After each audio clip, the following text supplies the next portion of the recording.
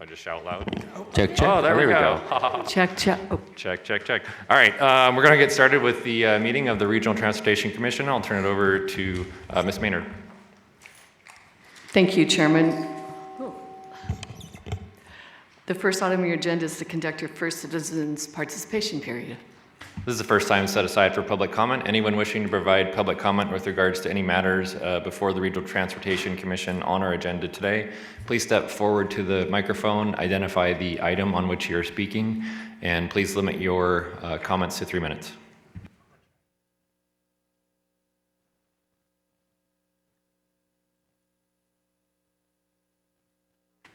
Morning, staff. Morning, council. My name is Dennis Hennessy. I'm just a bus driver. Reason I'm coming up before, I'm not sure if this is an agenda item, but it should be. I want to talk about safety and security every month, incidents that happen. I'm sure at some point today you're going to talk about the pastor that was stabbed last week. My point for all the times I've been coming up here is about safety and security. When an operator calls radio dispatch and says they need a security on the bus, we need security on the bus. I don't care what the reason is. If the driver feels that he needs a call and then he needs security, you know what he doesn't need? He doesn't need 20 questions being asked by the BOC operator. He doesn't need calling at 11:11 and not having anything happen on the Pecos route all the way till the end when the operator he called it into calls back and says, "Is the passenger still on your bus?" "No, he got off the bus." "Oh, well, I was on lunch break. I just wanted to check." That was an hour after I had originally called. I'm one guy. I'm just a driver. I'm one guy. But the fact, Tom Atterbury and his staff have taken security to the next level. It's better. I'm telling you guys now, it's better. But the communication between this company, through their BOC and the way they operate, to get security to us, I think needs to be an every month agenda item. Having passengers stabbed like you had this last week on a bus, it's going to continue to happen. It's going to continue to happen. So we need safety and security every month as an agenda item. Every month, please. Thank you for allowing me to come up now. At the end, I'll come up and my most favorite topic will be Jimmy. Thank you. Thank you, Mr. Hennessy. Next speaker. Good morning. My name is Jillian Zoss, Gillianzoss for the record. I am the Vice President of Business Development for We Drive You, and I'm here to speak in the opposition of the approval of the agenda item 38, which is the contract number 25-011 for ADA paratransit and senior transportation services to Transdev. As you're aware, the RFP process for this contract has been extremely disjointed, and the disruption caused by the RTC's failure to extend MV's incumbent contract and MV's subsequent withdrawal, which led to the award of sole-sourced emergency contract to RTC's fixed route provider in Transdev. I'm sure you've all have been briefed and received our letter and our formal protest, as well as being briefed by the RTC of the situation. For the sake of the public and for the completeness, I'll have you recall the following items. The RTC missed its window to renew the paratransit contract with the incumbent MV, and after missing that window, the RTC could not negotiate an extension with MV, which created a situation that put the ADA transportation services in risk for the public.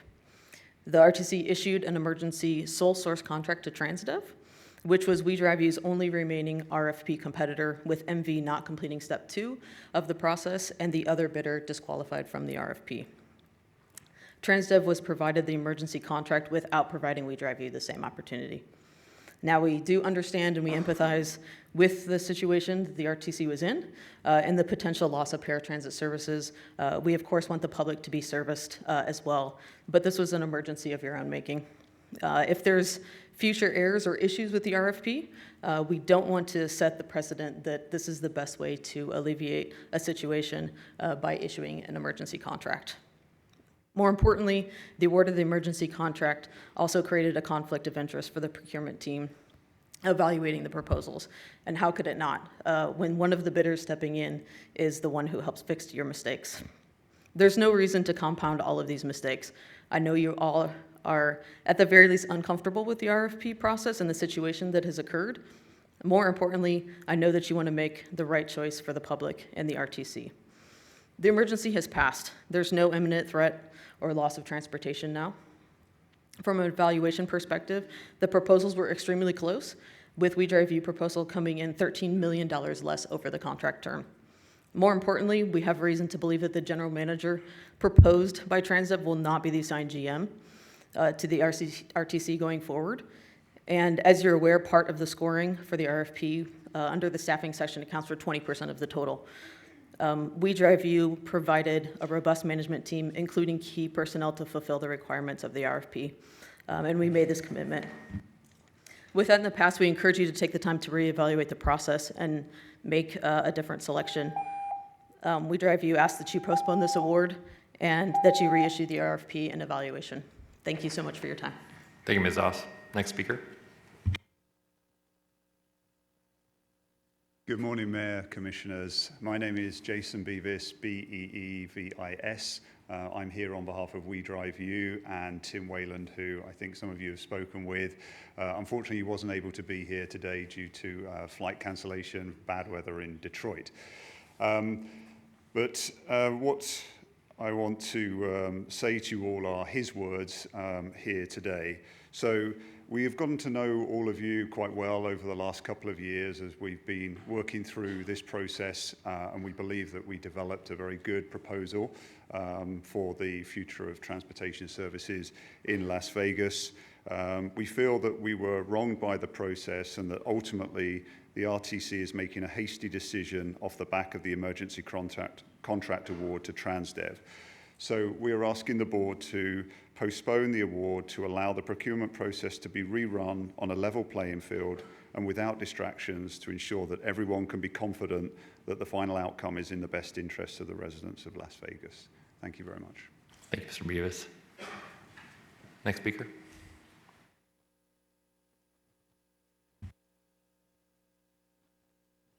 Good morning. My name is W.C. Peel, Senior Vice President of Business Development for Transdev. Thank you for the opportunity to speak to you today.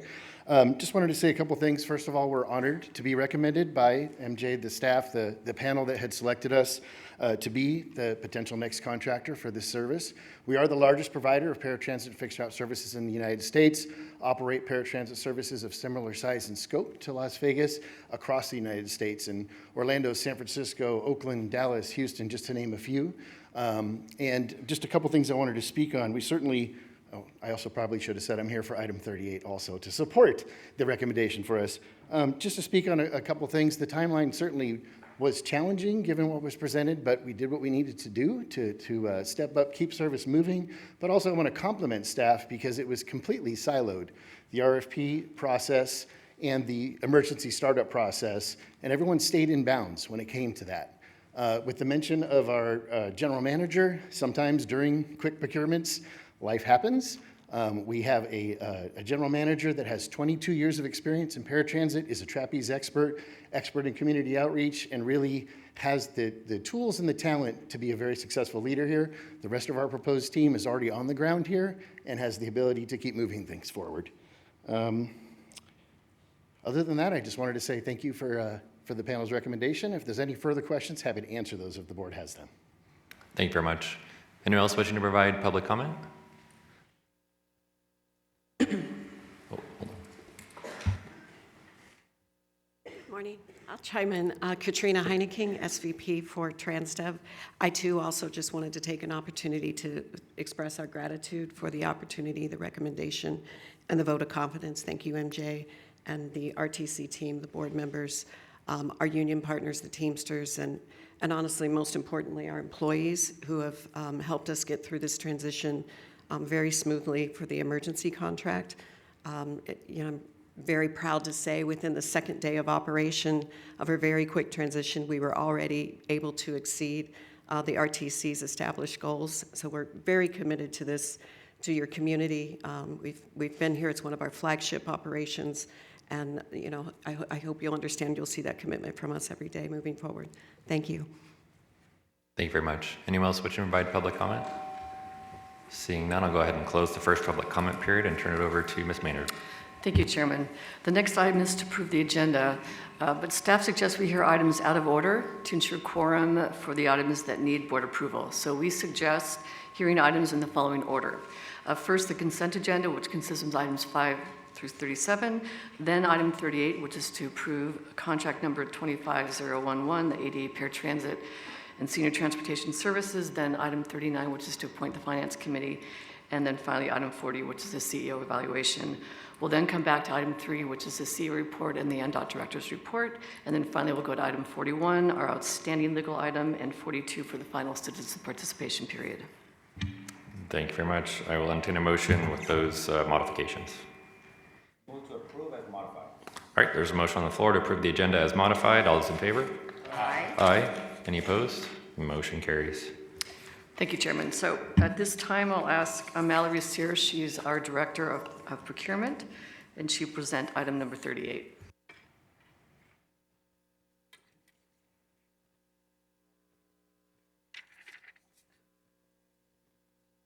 Were we doing the consent? Oh, I'm sorry.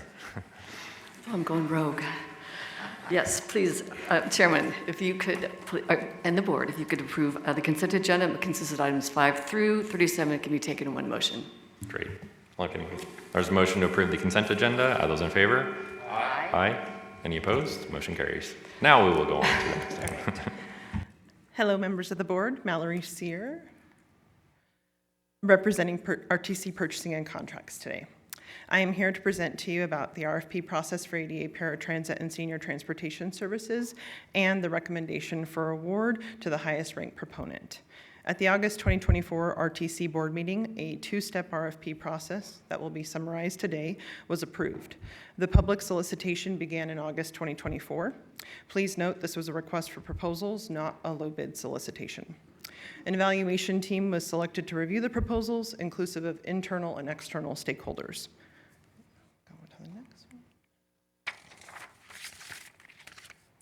Step 1 was open for all potential proponents and included 6 key areas to be considered in their submitted response. The 6 areas of focus were 1, management structure and key personnel, experience and references, and corporate support. 2, transition and startup plan and operational innovation. 3, staffing and personnel, field supervision and operations management plan. 4, employee training. 5, vehicle and equipment maintenance. And 6, safety, security, and emergency management. 4 completed proposals were received. All 4 were deemed acceptable to proceed to step 2. The 4 proponents were Corporate Transportation Group, MV Transportation, TransDev Services, and We Drive You. Please note that scoring from step 1 did roll over to a portion of step 2. Step 2 was open to the 4 proponents who passed step 1. The price portion of this step was evaluated by RTC finance staff and an external auditing team. The technical portion included step 1 scoring, a tabletop exercise, and an interview. In addition, proponents were required to submit proof of disadvantaged business enterprise goal participation by the deadline of step 2. This information was assessed by our DBE liaison officer. The results of step 2 are presented here. Of the 4 invited proponents, only 3 submitted a proposal as part of step 2. The 3 step 2 proponents were Corporate Transportation Group, TransDev Services, and We Drive You. All 3 step 2 proponents carried out an interview on December 9th and 10th. The pricing analysis for Corporate Transportation Group deemed them non-reasonable. Their pricing proposal did not reflect a comprehensive understanding of the documents provided by the RTC to inform the pricing submission. In addition, they did not meet the DBE goal or provide sufficient good faith effort documentation. RTC entered negotiations with the highest ranked proponent on December 17th.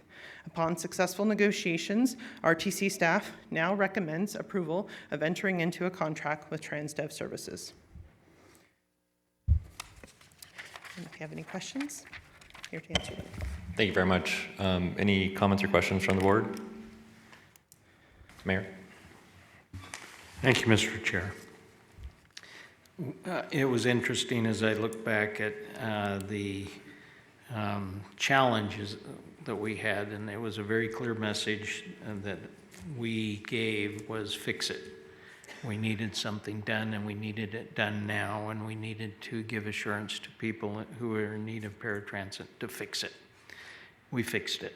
It was offered, we fixed it, and so the message was clear, and we as a board were grateful that we had it fixed.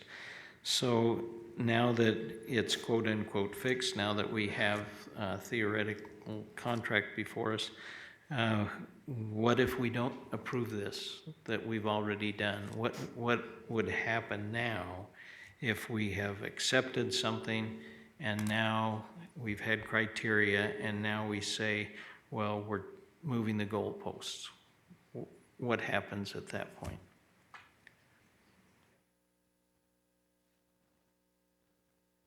Mayor Hardy,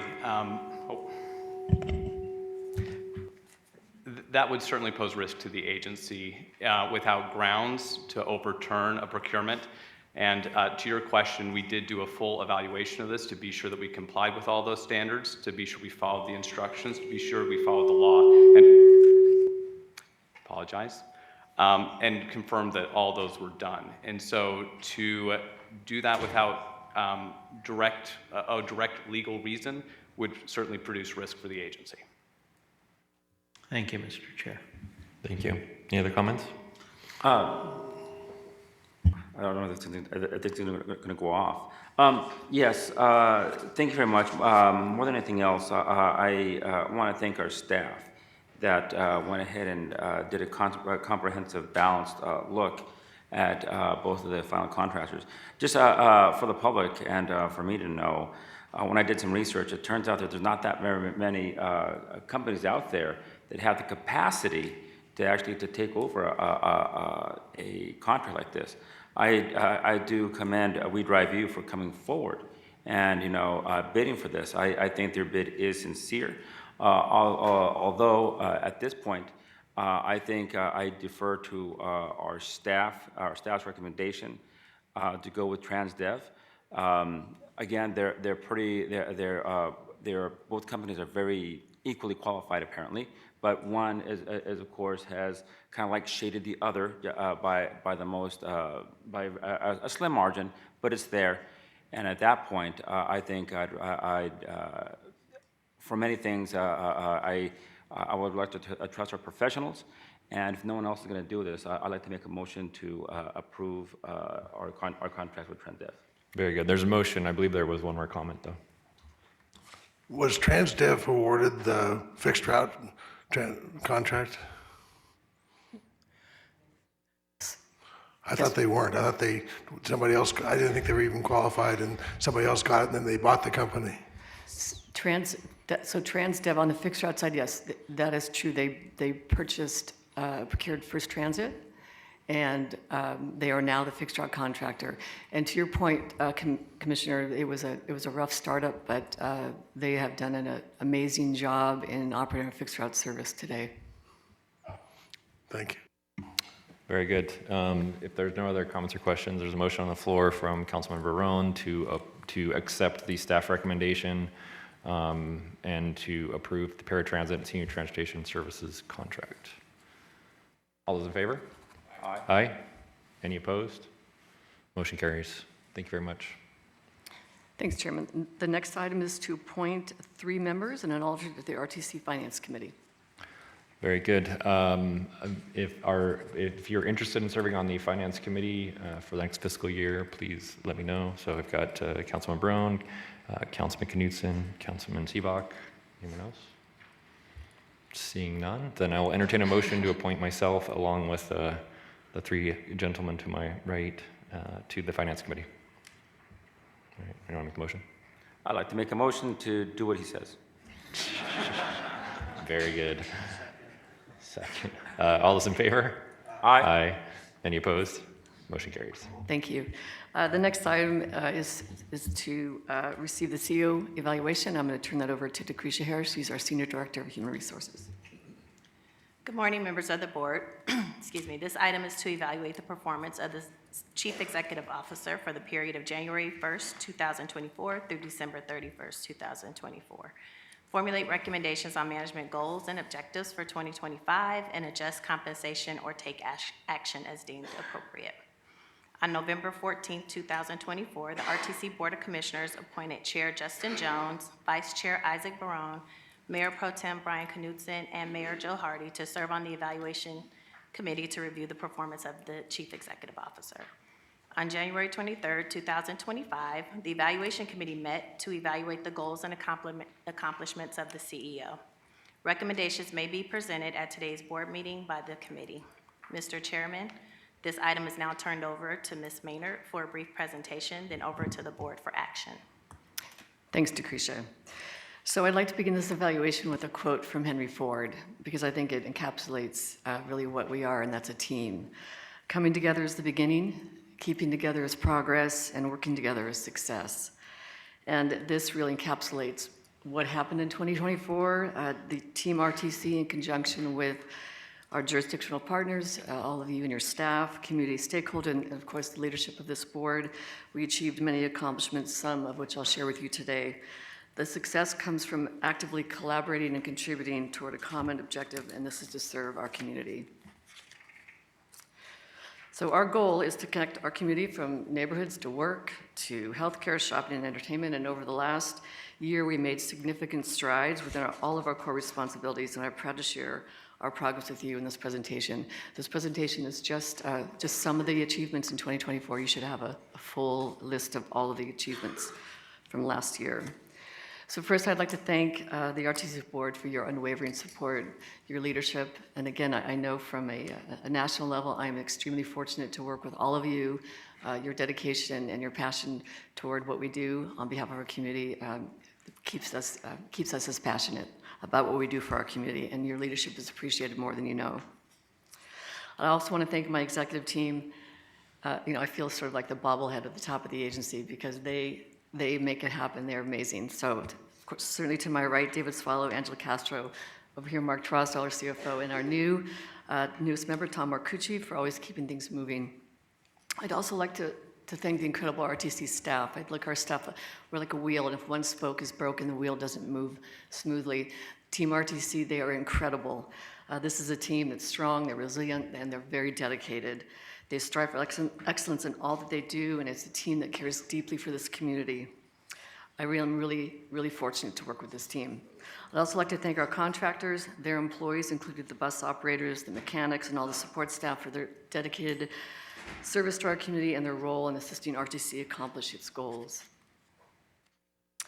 So again, you should all have received a list that contains a complete list of our 2024 accomplishments, but I'll go ahead and jump into some that I'll share with you today.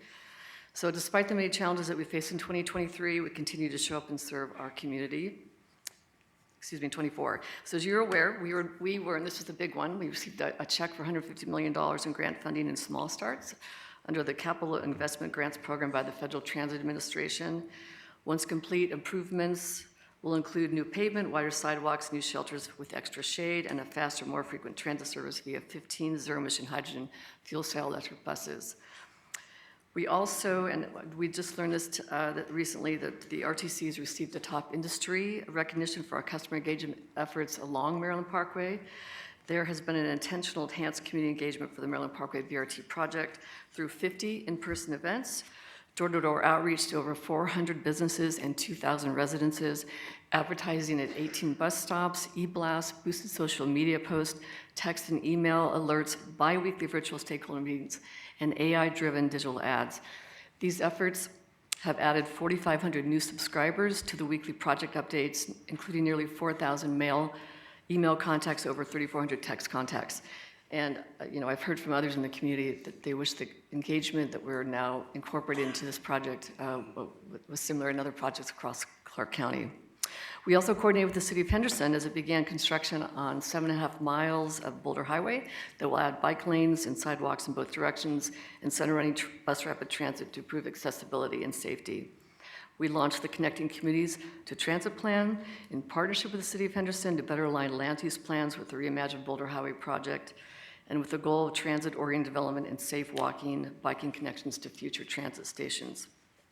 We also conducted walk audits and hosted an open house and walkability a forum with renowned urban planner and walkability Jeff Speck. In 2024, we opened a state-of-the-art bus operations center, consolidating operations and improving communication between dispatchers, operators, and security teams with the goal of facilitating quicker response time for operators in the field who need to speak with a representative about incidents, detours, delays, and more. We're continuing to see month-over-month improvements in response time. We also launched the Mobility Training Center on the Go, which conducted 6 outreach events and trained 280 individuals, including seniors and persons with disabilities, helping them to navigate public transit more confidently, and all staff trained over 800 customers, a 55.6% increase from the previous year. We continue to make much-needed repairs to the regional traffic signal network to reduce congestion and preserve capacity by addressing issues like broken detectors and developing comprehensive signal timing documentation and creating user-friendly tools to communicate ongoing efforts. Staff retimed 284 signalized intersections in Southern Nevada, resulting in an overall reduction in travel time. I'm really proud of this. The team received the Institute of Transportation Engineers Traffic Engineering Council Troy A. Peoples Award for their good timing technique. Staff also conducted an extensive inventory of existing ITS devices in Las Vegas, Henderson, North Las Vegas, Mesquite, and a portion of Clark County, supervised the collection of 638 miles of fiber optic cable and conduit.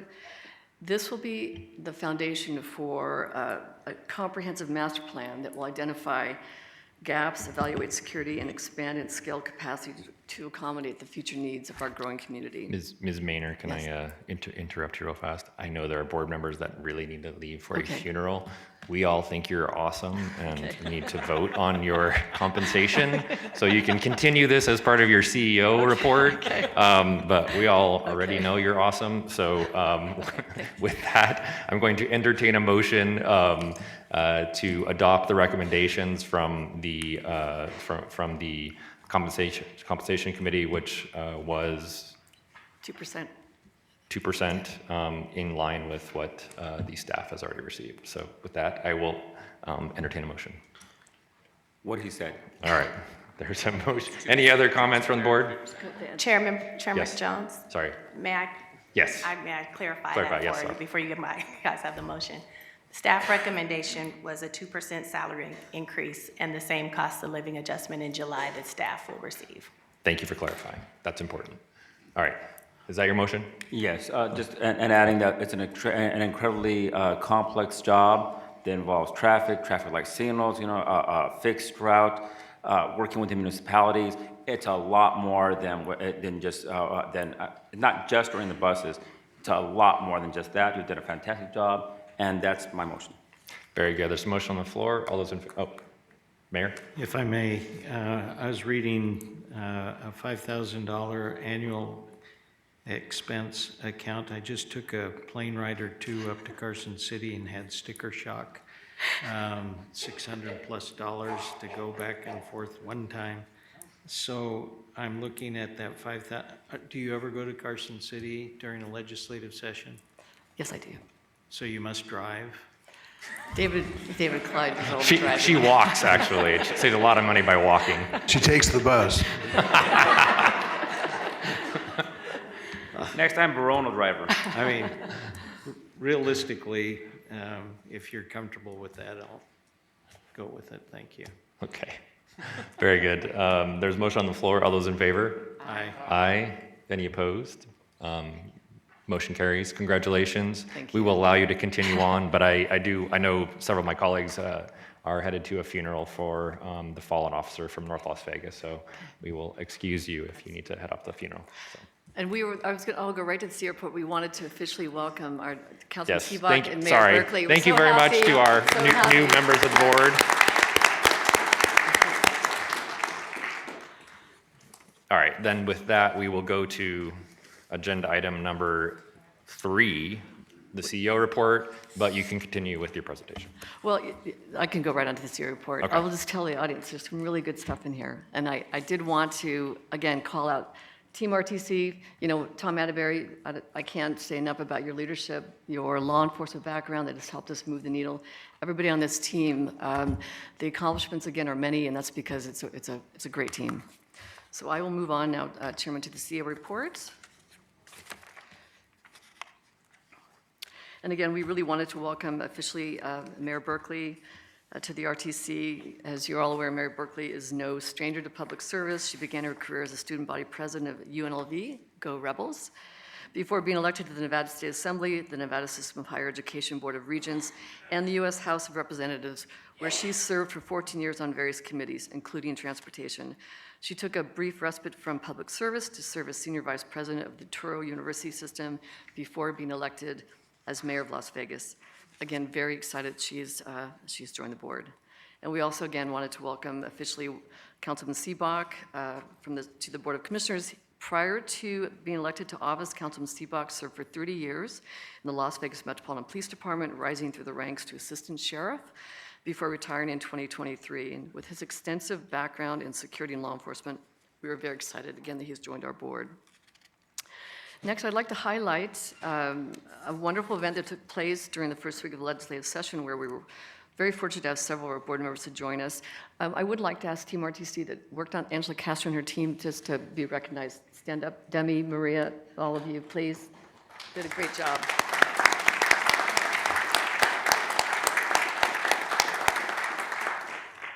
Transportation Day is an opportunity to educate elected officials about the critical importance of transportation on our economic vitality, both locally and statewide. Agencies across Nevada helped ensure the transportation community was heard as we work toward innovative solutions that will benefit all Nevadans. And I do want to thank, we had so many partners, and again, this team coordinated all of this. There were almost 40 agencies and contractors in Carson City. Their support, engagement, and contributions played a key role in making the event a success. And of course, we want to acknowledge their contribution. We really appreciate everyone's commitment to, again, making this an important day in Carson City, and again, just how important mobility is to every single community. Now, as I do, we'd like to provide a monthly transit ridership, and this is the first time that we have seen an increase in ridership in all of our services, on the Deuce, our local market, our fixed route, and then, of course, on demand.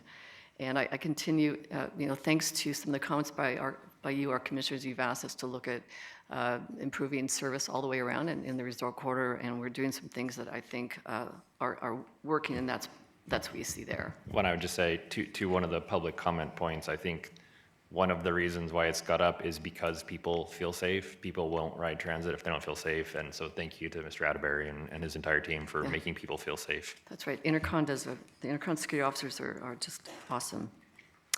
And then you can see here again, this is the Deuce transit ridership.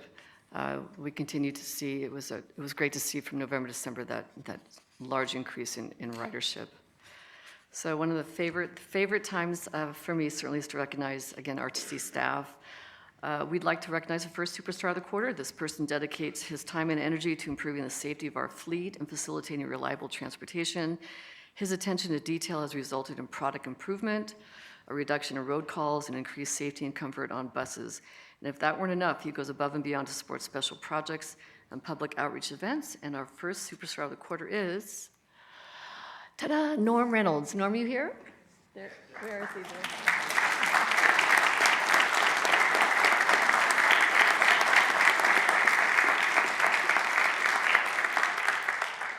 Norm, stand by. You're going to come down and get your picture taken.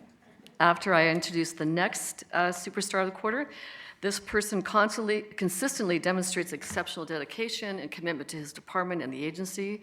This individual is always willing to address concerns and provide a solution, even if it's unrelated to his role. His dedication is evident, and his attention to detail has helped the agency correct would-be costly mistakes.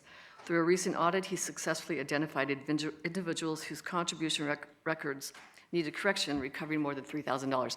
And I have to tell you, he's a really snazzy dresser, too. Our superstar of the quarter is Michael Herman.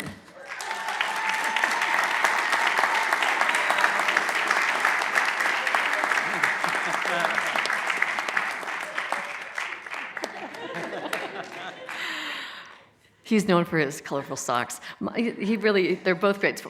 Norm and Michael, come on down to get your pictures taken with the board.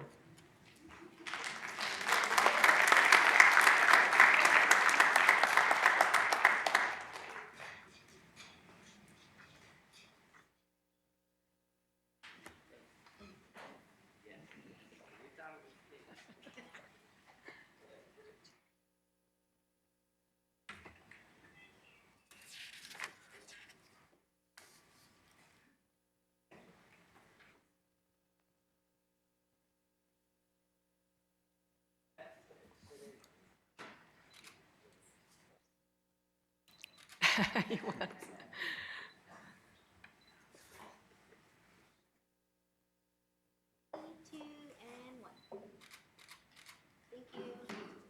Great job. You make us proud, you two.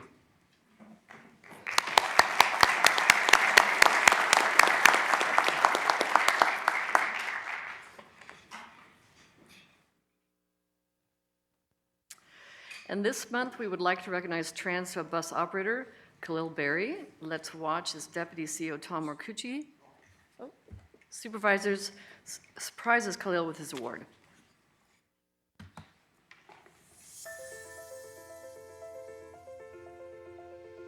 Thank you, MJ. Today, I have the pleasure of recognizing a heroic Transdev bus operator, Khalil Berry. His quick thinking and bravery helped prevent a potentially disastrous situation. While driving his route, Khalil noticed a motorcycle on fire at a stoplight. Without hesitation, he assessed the situation and took immediate action. He safely stopped the bus, retrieved a fire extinguisher, and worked to put out the flames, ensuring the safety of those nearby and preventing the fire from escalating. His ability to remain composed under pressure and his willingness to step up in a moment of need is a testament to his professionalism and dedication to public safety.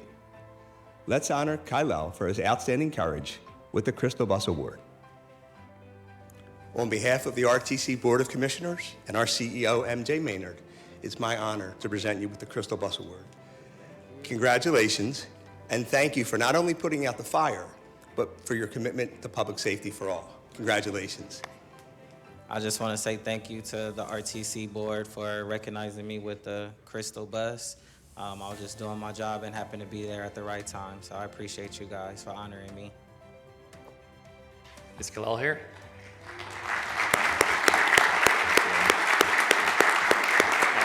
Stand up.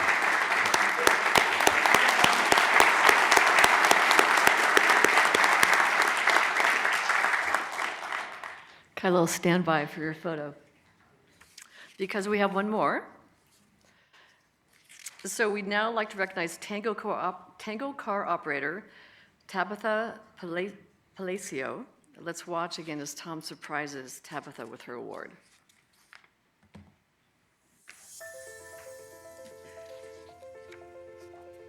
Thank you, MJ. Today I have the pleasure of recognizing an outstanding member of the Tango Car team, Tabitha Palacios. Tabitha's dedication, professionalism, and positive attitude truly set her apart as a leader and role model. Tabitha consistently achieves an exceptional number of monthly rides while maintaining an outstanding record of 5-star ratings from her passengers. Her commitment to delivering superior customer service is evident in every interaction she has. In addition to her remarkable performance in the ring, Tabitha goes above and beyond by taking on extra work and mentoring new drivers. She plays a pivotal role in guiding them through their training, offering support and encouragement to help them succeed. Her willingness to share her expertise and her positive approach to every task make her an invaluable asset to the Tango Car team. Let's honor Tabitha with the Crystal Bus Award. Tabitha, how are you? Fine. My name is Tom Marcucci. Okay. On behalf of the RTC board and our CEO, MJ Maynard, it is my pleasure to present you with the Crystal Bus Award. Thank you for your dedication, your professionalism, and your commitment to public service in everything you do. Thank you very much. Thank you very much. I just want to say thank you to my supervisors, all my team members, my coworkers. It's a team effort that we've been able to help our community and do all that we do, and I'm very appreciative to have been able to receive the award. Tabitha, can you stand up?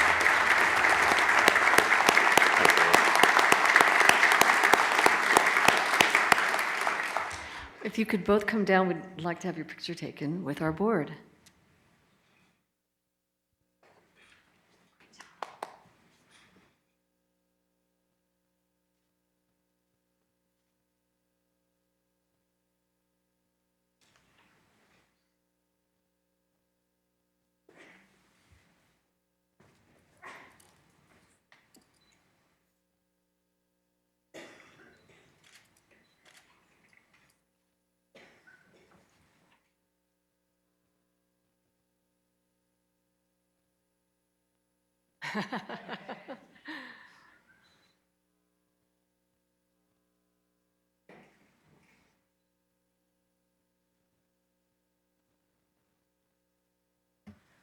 Thank you so much for all you do on behalf of our community.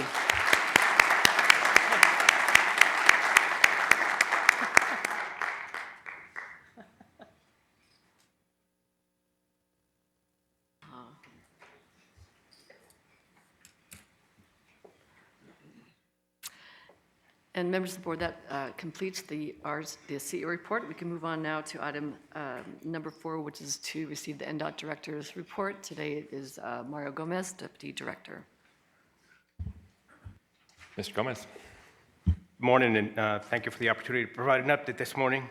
Director Larkin sends her regrets for not being able to attend or give a debrief on today's director's report. She had a couple of last-minute travel needs and required her to be in Carson City for a meeting. And so with that, I will start my presentation. So last year, we saw a 6% increase in annual traffic fatalities statewide. Federal Highway Safety Improvement Program, or Federal HSIP, is in support of projects to reduce fatal and serious injuries on all roads. As part of the Federal HSIP, the Local Infrastructure Safety Program allows NDOT to provide federal funding for local road improvements that meet the state's and federal safety goals. Under the Federal HSIP, local agencies can apply for NDOT-managed federal aid safety project funds for projects with the goal of reducing traffic-related fatalities and serious injuries. For eligibility and application, local agencies must demonstrate how proposed projects meet the federal HSIP criteria and align with this state's strategic highway safety plan. Funding is competitive, and applications will be evaluated based on safety impact, cost effectiveness, and alignment with state safety goals. This is an important opportunity to save lives and help reduce crashes on local roads. Details on the application process, eligibility requirements, and deadlines are available on our website, and the website is shown on this slide. Next thing I wanted to talk about is Director Larkin is working closely with the state's emergency manager and Homeland Security Chief, Mr. Brett Compton, organizing an I-15, I-11 emergency operations peer exchange meeting with neighboring states. Purpose of the meeting is to discuss and enhance strategies related to communications, collaboration, response times, and efforts reducing during emergency operations. Neighboring states are going to be Utah, Arizona, and California for this meeting. For this peer exchange, it is anticipated that each state will include staff from the Department of Transportation, Department of Emergency Management, Law Enforcement, Fire Department, regional and national staff from the Federal Highway Administration, and road operations staff.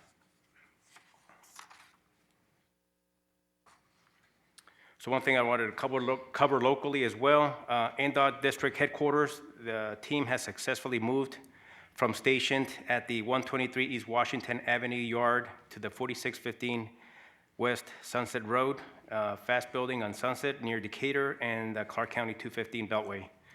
This move was made possible after a new facility was secured for State Highway Patrol or the Department of Public Safety, freeing up the room or space at the fast building for NDOT staff to occupy. This building move or relocation eliminated the need for a new NDOT building on Washington Avenue at an and also saved us an approximate savings of about $72 million. Staff started moving to the Sunset Road building in January and plan to be complete with the move by the end of February. The additional space on Washington Avenue will allow for future expansion of materials lab testing facilities for this part of the state. So Transportation Day was February 4th, and NDOT joined forces with multiple agencies and organizations to emphasize the critical role of our highways in maintaining safety and connectivity across the state.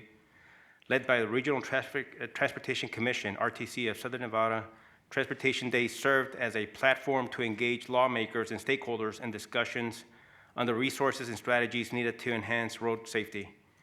Representatives from Carson City, Lake Tahoe, RTC, contractors associations, consultants associations, and the Las Vegas Chamber of Commerce, along with NDOT, convened to address key transportation programs and challenges impacting the state. A significant concern that was highlighted was a 68% surge in highway construction costs, a trend observed nationwide from fourth quarter in 2020 to fourth quarter in 2023 per the Federal Highway Administration Construction Cost Index. NDOT shared this pressing issue with the Assembly on February 4th and followed up with a presentation to the Senate on February 12th, and outlining the department's most urgent project needs, such as our TISMO projects, which is Transportation Systems Management and Operations projects, our preservation projects, roadway capacity, safety projects, and bicycle and pedestrian projects, just to name a few. These discussions include the need for increased funding for needed repairs due to vandalism and theft, homeless and trash abatement, environmental and stormwater permit compliance, and the growing challenge of skilled labor shortages in the state. While NDOT remains committed to its core functions, preservation, district betterments, road operations, traffic management, and emergency response, these additional challenges require ongoing collaboration and support. So NDOT plays a vital role in ensuring safe and efficient roadways. We appreciate the opportunity to work alongside with other fellow agencies to advocate for the future of this state's transportation infrastructure. Moving on to some of our local operations. NDOT recently conducted routine structural inspections of the Michael Callahan Pat Tillman Memorial Bridge, which is called the Hoover Dam Bypass, late January, as required by federal regulations. These biannual inspections are critical to ensuring the safety and structural integrity of the 1,900-foot-long, 890-foot-tall steel and concrete arch bridge, which opened to traffic on October of 2010. NDOT inspects most state bridges every 2 years in compliance with federal regulations.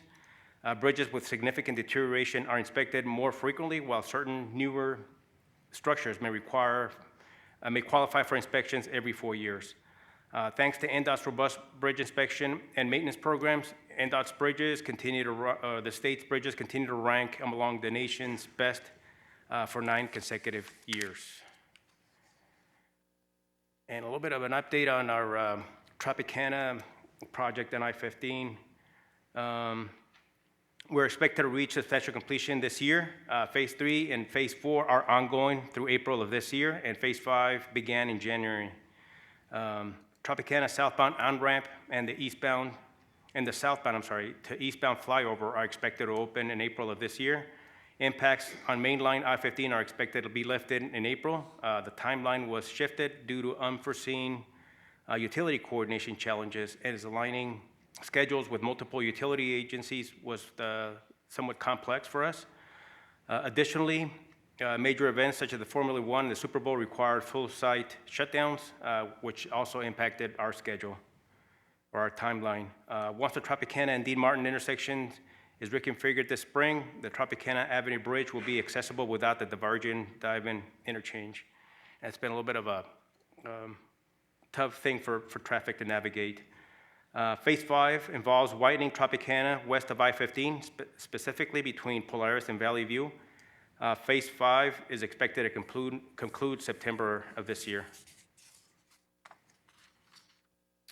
Another major project that we have going on in the Valley is our I-15 widening from Speedway to Garnett.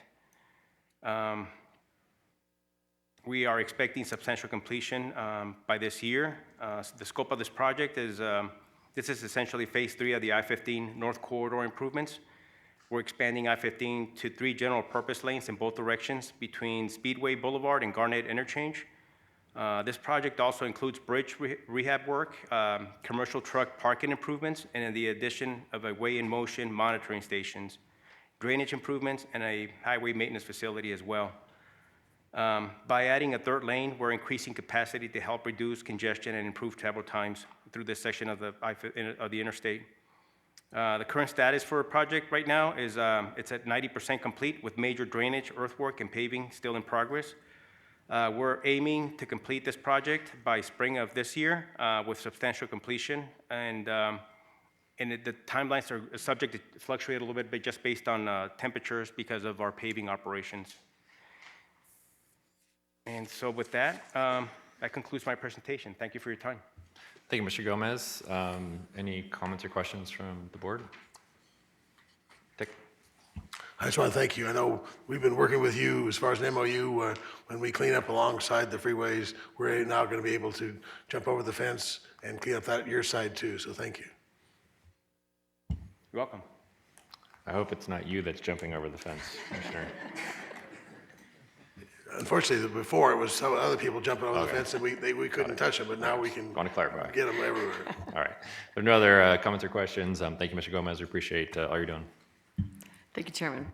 The next item, 41, is our standard legal item, and there's nothing to discuss. We can move on to your final agenda item, which is to conduct your final citizens participation period. Very good. This is the second time set aside for public comment. Anyone wishing to provide public comment with regards to any matters before the Regional Transportation Commission, please step forward to the microphone, state your name, spell your last name for the record, and please limit your comments to 3 minutes. And we're going to go to Ms. Jones first. No relation. Good morning.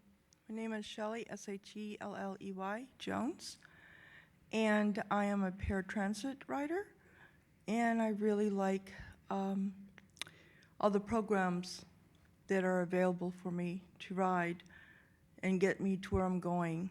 I'm a very busy person. However, on the little bit negative side, I had learned this morning about a client who was denied access to Silver Ride because she had a walker. That's against ADA law. And hopefully she took care of that situation. I don't know, but I just wanted to make you aware of it because I believe that you should be aware of things that happen. Other than that, everything is good. Thank you very much. Thank you very much for being here. Anyone else wishing to provide public comment? Oh. Mr. Hennessy.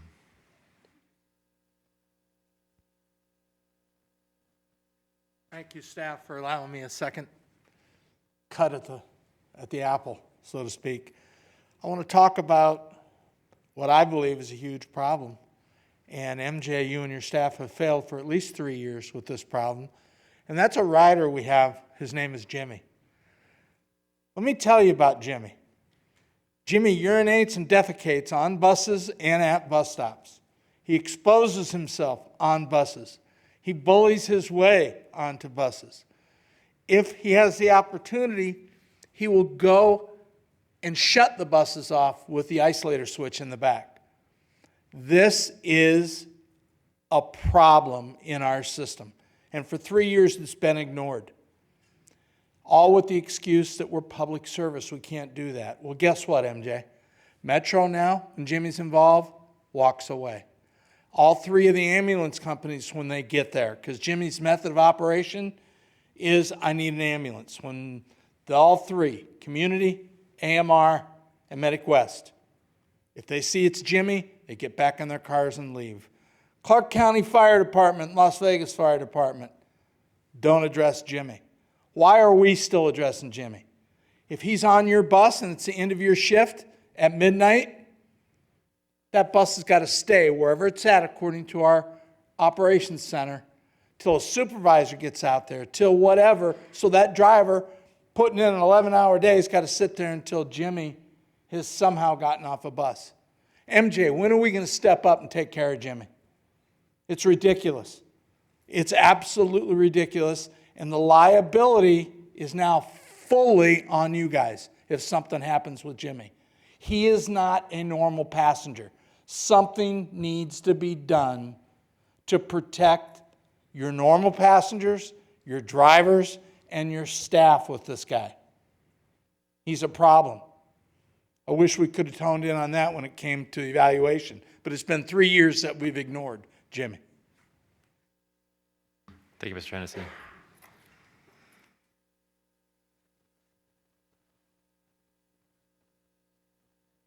Good morning, Laura Hendricks, Hendricks. I am the CEO of TransDev US, and I just wanted to take the opportunity to thank MJ, the leadership team from the RTC, the board, our union partners, and all of our team members at TransDev to step in and take over the contract and exceed. I was have the opportunity to be here during week 1 of the emergency contract every day, and the team member spirits truly exemplify the purpose that we serve and our commitment to this community, and we look forward to continuing to build the strong partnership as we build on the fixed as well as the paratransit, and we thank you for the confidence and opportunity. Thank you. Thank you, Ms. Hendricks. Anyone else wishing to provide public comment?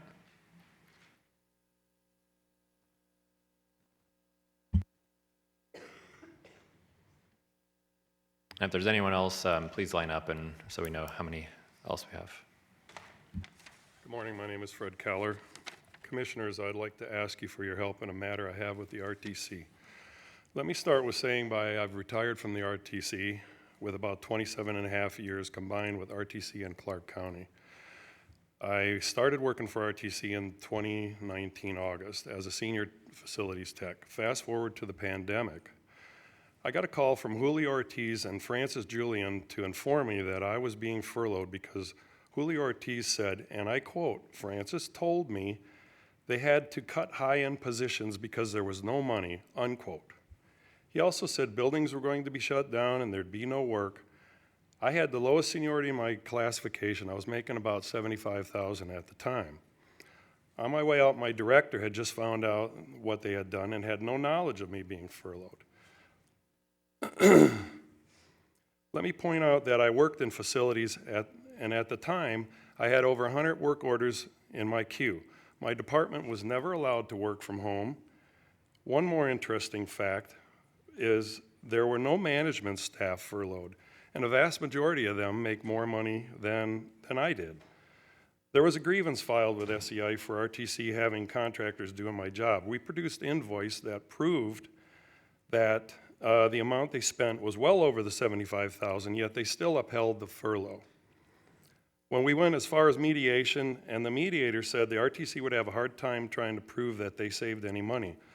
Julio Ortiz told some of his staff that I would not be coming back to work for the RTC. Now, I don't know why somebody would say that. So the furlough all stems from a financial point. Well, the RTC received $112 million in April to keep operations going, yet I was not allowed to come back to work. They also received a few more COVID checks throughout the year, totaling over $300 million. In fact, when I did come back to work, an all-hands meeting, Mark Trosdahl mentioned that there was so much COVID money left over, it would carry us through the next 3 years. When I came back, I asked MJ Manor to help me with my loss, specifically my 1 year of PERS that I lost after checking on this matter. She said she was sorry, but was out of her hands and could do nothing. Now, I thought this was a person that I thought the buck stops with her. Apparently, I was wrong. So to summarize, we have three key people here. One blames the other, who is no longer at the RTC. That would be Francis Julian. And the other says it's out of her hands. So I asked the commissioner to help me with getting my 1 year of PERS made whole again. I don't know why I was furloughed, why the target was on my back. I didn't know any of these people, these three people. I didn't know any of them. They didn't know me very well at all. I had only been there for a while. Maybe I was a county worker. They thought, oh, maybe he's just a lazy county worker and he'd be the first one to go. It's the furthest thing from the truth. When I worked for the RTC, I gave them 100% from the day that I started until the day that I left. And I think I deserve a lot more than what I got. Thank you. Anyone else would provide public comment? Seeing none, we are adjourned. Thank you.